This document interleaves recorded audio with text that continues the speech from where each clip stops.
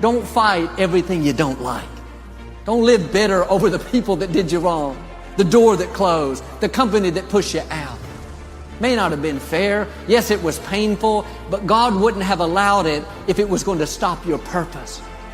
There are things that we're not going to understand all along the way. You have to trust that God knows what He's doing, that He's working out His plan for your life. His plan is bigger. His plan is greater. There are levels you can't reach without going through a dry season or without opposition and things that are unfair. That's all leading you to a super bloom, to greatness, to promotion, to influence, things better than you've imagined. You have to be committed through the storm and the rain and the heartache and the pain and the disappointment, or you're not gonna make it. Anybody can dream it, but you'll never see it until you're willing to be committed to it. Do you have anything that you're dreaming that you're willing to be committed to enough to see it happen? You need a why. Why do you need a why? Because some days you're going to look at that alarm clock and you're going to say, I don't want to get up. But that why is going to say, I'll push yourself. Get up. Your mama needs you. Your daddy needs you. Your children need you. Get up. Your why is going to push you when you can't push yourself. When you want to quit and give up, your why is going to give you that edge you need, that advantage you need, that lift that you need to get to the next level. Your why. Listen to what I'm saying, people. You are the future. I do not want you to start thinking as small as your bank account. Be obedient to the visions, the ideas. Move on them. Out of sight, out of mind. It's grind season, it's hustle season. I need to awaken the beast inside of you. If you make it to the end of this video again, I want you to write, the world is an empty canvas waiting on new thoughts to think. And it's on us to create those thoughts. It is your responsibility to be obedient to God's visions. How dare you have God to send you a vision and a thought and an idea, or show up and reveal these things and ideas to you in your dream. It can be you writing a book. It can be you with all of your arts and crafts and designs. It can be you with sports. What are your visions and ideas that God has sent you?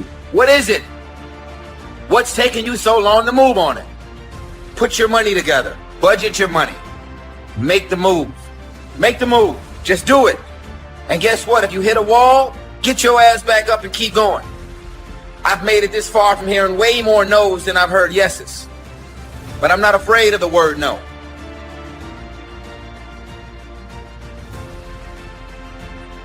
Write the vision and make it plain, so that he who reads it will run to it. And even though it tarry, that means take a long time, wait for it, for surely it will come at an appointed time. Listen to me. That's real. If you don't think it's real, I dare you to try it. Write everything you want on a piece of paper. Everything. Use your wildest imagination. If you can think it, you can achieve it. Write it on a piece of paper. Read it every morning and every night. Come back here 1 year from today and see how much of that stuff then came true. You have to write it. If it's not written, you reduce your chances greatly of it ever occurring.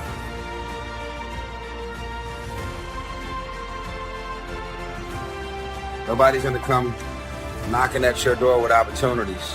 You got to create them. Out of sight, out of mind. We talked about this before. Out of sight, out of mind. No one will ever have you in mind for anything unless you have yourself in mind for it. Get on people's radars. That's it. Got to interact, socialize, get around the right people. Out of sight, out of mind, people. I can't tell y'all enough. What is the plan? Any man with no plan shall perish. What is the idea? What is the vision? What is it? What's happening? What's going on in your mind that the world needs to experience?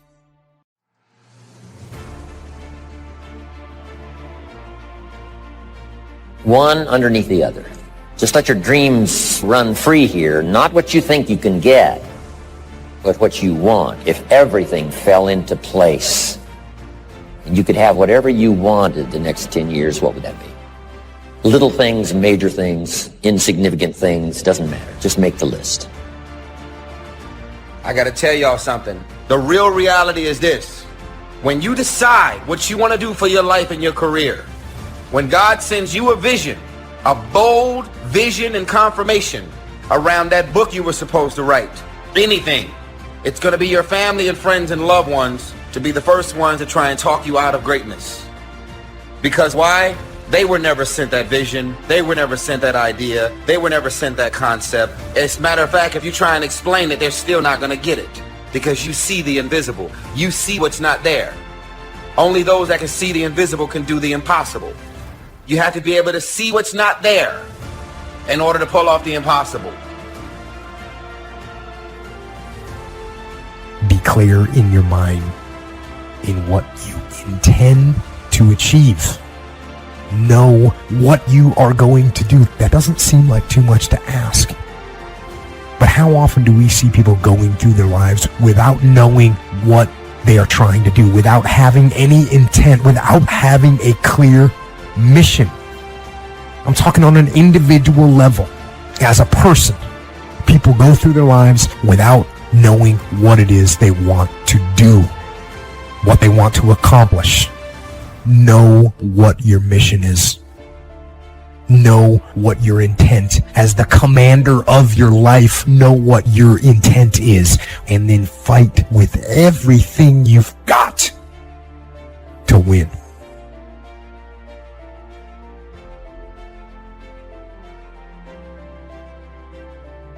Three major parts of personal development. Number one is physical part. Part of success is physical. Some people don't do well because they don't feel well. One of the first things to go to work on with intensive effort, and that's your own good health.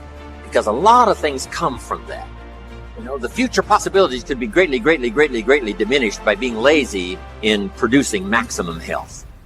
If you'll take care of that as a support system, you can't believe what else is possible. You can't believe what the mind can think of. You can't believe your imagination and your faith and your ability to say, hey, I'll go to work and produce the muscle to do the deal. Why? I'm healthy.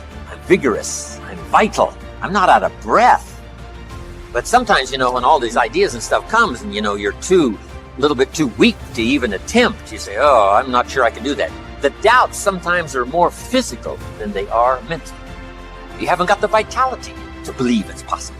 But if you've got the vitality and the strength and you've got the health to do it, I'm telling you, ideas seem to love to be invested in healthy people that have got the ability and the ambition to pull it off. They got the health to do it. They got the strength to do it. So why not start with the health and see if your own vitality would inspire you to more imagination? Because now when you imagine, you can pull it off. But if you can't pull it off, you know, why imagine? The imagination says, why to go to work and spin all of these goals and stuff when the body isn't ready to produce? So start with physical. It's very important. Now here's some good ideas. There's scripture that says this: treat your body like a temple. Excellent phrase. A temple meaning something you take extremely good care of. Treat your body like a temple, not a woodshed. Here's why. The body and the mind work together. The body and the physical and the health is a support system for the mental that can dream, that can think, that can ponder, that can wonder, that can design, that can believe, that can have the spirit and all that's possible in terms of emotional content. But now, since the mind and the body work together, you got to take care of the body as a support system.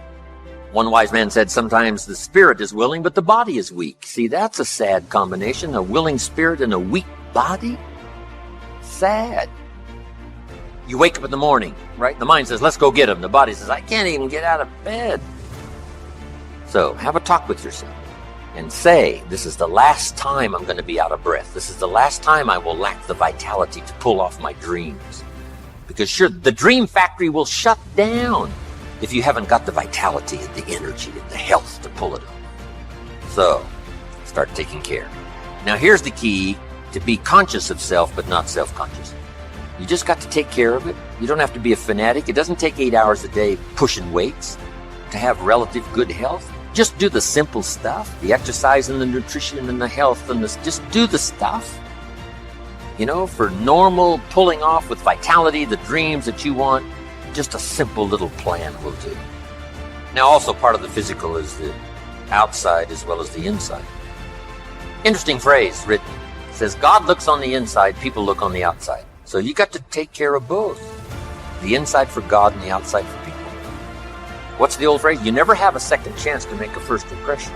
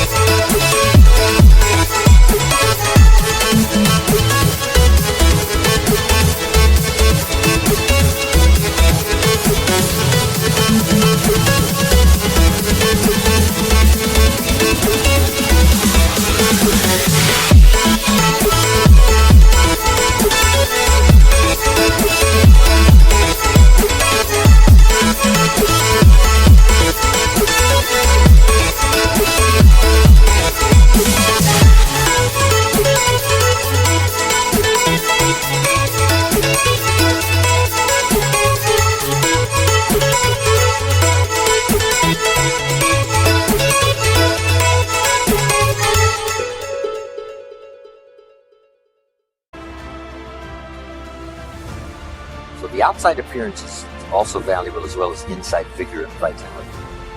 Somebody says, well, people shouldn't judge you by your appearance. Let me give you a clue. They do. You can't bypass that.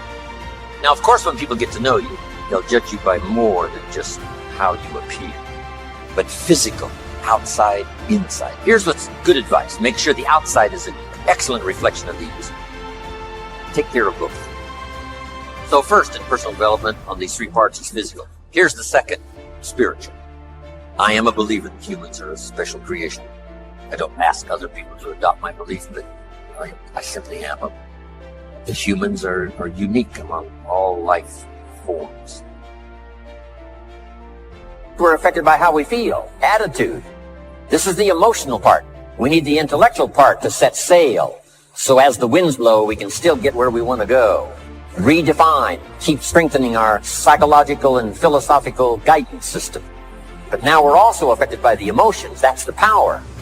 4 things to consider on attitude and how you feel. Here's number 1. It's how you feel about the past. Past experience, even past losses, past failures, as well as successes. To review it and go back over it, see where you went wrong, correct that, invest that now in the future.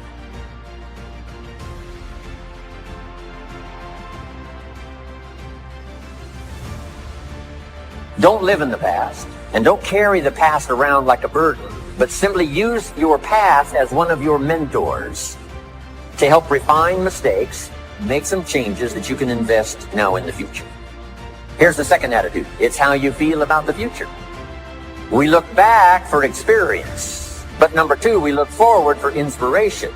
Take some time and decide what you want. Where do you want to go? What do you want to do the next 10 years, 20 years? How about the people you want to meet, the cities you want to visit, experiences you'd like to have over this next period of time?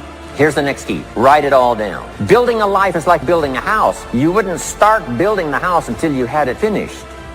So I'm asking you not to be casual anymore. Start designing the future for yourself, for your family, for your business. Okay, decide what you want. So from the past we get experience, from the future we get excitement. Now here's the next advice. Put everything on your list of goals. Little things, insignificant to someone else but important to you. So set goals. Set the goals that'll turn you on, goals that'll get you excited. Put everything on your list. Now, here's the next attitude. It's very important how you feel about everybody. If you want to be a leader extraordinaire, here's what you learn. Each of us need all of us. One person doesn't make an economy. One person doesn't make a symphony orchestra. Each of us need all of us, and all of us need each of us. Each gift is important as we bring it to the table.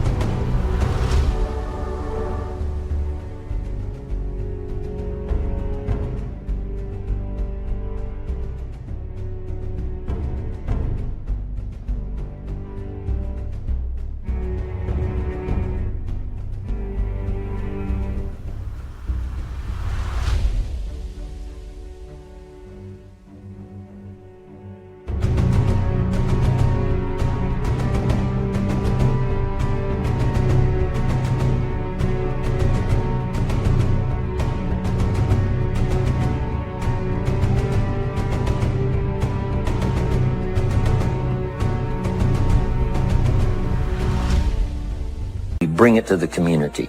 Now here's the last one on attitude. It's how you feel about yourself. Nothing more powerful than self-confidence to start multiplying your income by 2, by 3, by 5, by 10. It comes from self-esteem, doing the things you know you should do, and at the end of this day, your self-esteem is soaring and high.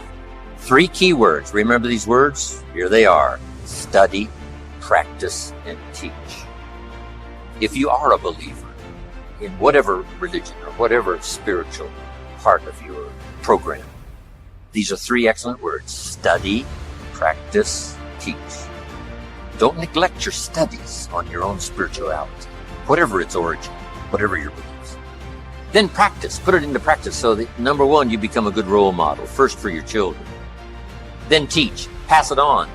You got to pass it on to the next generation and the next generation. What if the next generation gets a little weaker and the next generation gets a little weaker? Now the family foundation is starting to be weakened, which now weakens the nation because the nation is built up of strong family foundations. Now here's the third part. First is physical, second is spiritual, third is mental. Some key phrases on the mental part. First, the mind must be nourished. Food for thought. Bread for the head. Yes, you need a slice of toast in the morning, right, for your body, but you need a slice of cassette you put in the car system and listen and listen. Let something feed your mind. Here's what I teach in one of the other seminars on the mind, and that is stand guard at the door of your mind. Don't just listen to anything and everything. Make sure that you're your own best filter of what goes into your mental factory and spins out the fabric of your life and future. Stand guard at the door of your mind. Spend time. Be a selective listener. But you got to have a good diet, a good mental diet. When you walk into a home and walk into the pantry or the kitchen, you take a look. What's in this? This family's either going to be healthy or it isn't going to be healthy. And a lot depends on what's in the cupboard. What you bring home, right, from the grocery store that you feast on for the body. Now here's what's important. A proper menu for the mind to make sure that it's got a wide range of nourishment. Because the mind needs the full education. The education of the dangers of life as well as the possibilities of life. Life consists of really 2 major things. One is avoiding the dangers and taking advantage of the opportunities. That's what life is all about. Avoiding the dangers and taking advantage of the opportunities. Now, by education, you've got to be able to see both, where somebody points out to you, these are the dangers, these are the possibilities. And if you keep refining your ability to see the dangers, to avoid as many as possible, and to see as many opportunities as possible, and to maximize those as you go and refine and go produce and refine, now that starts to develop the foundation for what we call a good life, a productive life, a fulfilled life. And we need this mental input so that you'll have mental food to feast on long after the lights are out and we've left the premises. Now, we also need mental exercise. We talked about debate earlier. That's good mental exercise. Is it or isn't it? Here's what's important. To debate with yourself. To look at both sides of the issue. You must be a student of tragedy as well as triumph. You must be a student of ill as well as good. Ideas. Learning to debate with yourself. What's good, what's bad, what's good for you, what isn't good for you. Keep your mind vigorous. Study evil as well as good.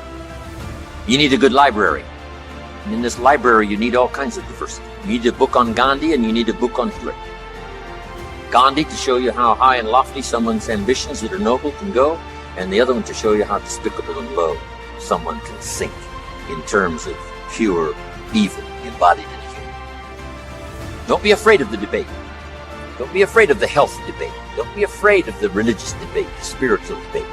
Don't be afraid of something you believe in to be challenged, because that's where the vigor and the flourishing of something is. It survives the debate. If it survives the debate, it's a pretty good idea. Okay, mental exercises. So, feed the mind, debate, exercise, a continual diet. You can't go too long in between the classes and the schools and the seminars and the sermons where things are being taught of value. Here's what else is important. You got to go to everything you can afford. Have a good plan, weekly plan, monthly plan to go to a variety of things. Go to a variety of things. Go to a variety of things. And don't miss the chance. Even if you're involved in a certain company and they say, we're going to have a training class. You say, I've been to one of those. I'm asked, you got to go again and you got to go again. You can't get it all the first time. When they call a little training class, make sure you're there. Here's why. Some of them are going to be life-changing. And you don't know which experience is going to be life-changing. You can't pick the one. You just got to go, go, go, go. One is life-changing.